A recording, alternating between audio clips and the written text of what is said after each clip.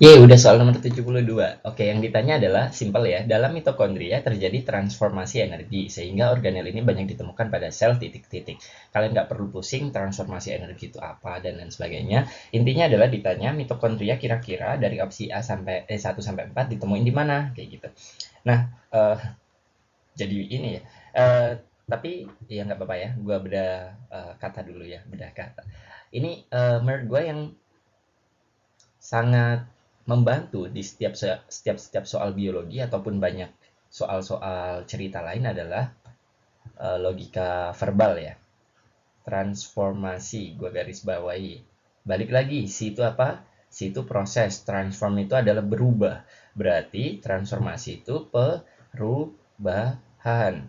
Perubahan apa? Perubahan energi. Karena kan di situ ditulis transformasi energi. Balik lagi, energi kan nggak bisa hilang ya, kan dia kekal, cuman bisa berubah. Nah, perubahan energinya maksudnya apa? Maksudnya adalah contoh ya. Contoh misal kita ya, misal saya makan, ini misal cimol kayak gitu, terus dimakan. Nah, di dalam tubuh kan dia berubah ya, dari energi cimol, energi cimol, berubah menjadi energi yang bisa kita pakai, yaitu adenosin trifosfat, atau yang kalian familiar dengar dengan ATP, atau energi kimia yang ada di dalam tubuh kita ya. Jadi kita merubah energi cimol menjadi ATP, alias karbohidrat atau glukosa jadi ATP.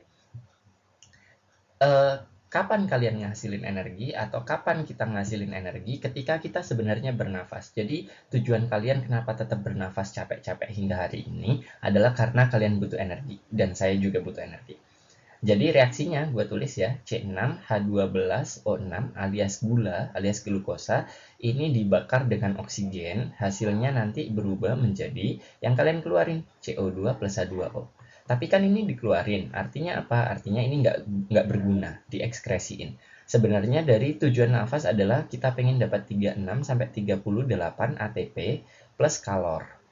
Plus kalor. That's why kalau kalian megang mayat, pernah megang contoh misal mayat ikan dari freezer, pasti dingin ya. Itu pasti dingin, mayat itu pasti dingin. Kenapa? Karena mereka nggak punya kalor. Kenapa nggak punya kalor? Ya mereka karena mereka nggak nafas lagi. Kalau mereka nafas namanya bukan mayat. Nah, jadi kayak gitu ya. Tujuannya adalah dapat ATP sama kalor. Nah, CO2 sama H2-nya nggak penting, makanya kita buang. Nah, sekarang pertanyaannya adalah ini kan respirasi, ini kan ngasilin energi. Berarti organelnya di mana? Ini di mitokondria, atau nanti kalau lebih tepatnya sebenarnya ada di sitoplasma, ada di mitokondria. Gue bahas di bab lain nanti yang ngebahas tentang soal kayak gini.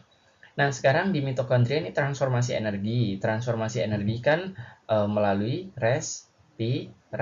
Respirasi mengubah energi C6 alias energi cimol menjadi ATP, menjadi ATP. Nah, kayak gini kan.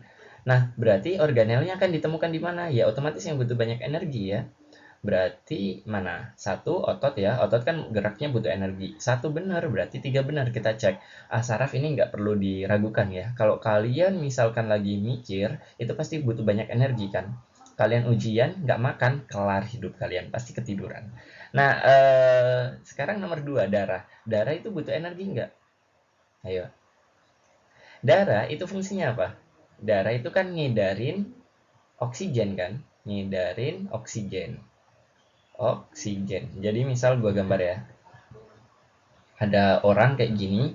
Nah, kenapa oksigennya, nafas kan butuh oksigen kan? Nah, oksigennya kan masuk dari luar kan, oksigen. Kenapa oksigen yang masuk dari luar tiba-tiba bisa ke seluruh sel tubuh yang juga butuh nafas? Ya karena dia diedarin pakai darah gitu kan. Kalau nggak ada darah ya kita nggak punya oksigen sampai ke otak kayak gitu. Nah, sekarang darah kan fungsinya untuk ngedarin oksigen. Gua underline ya, ngedarin oksigen.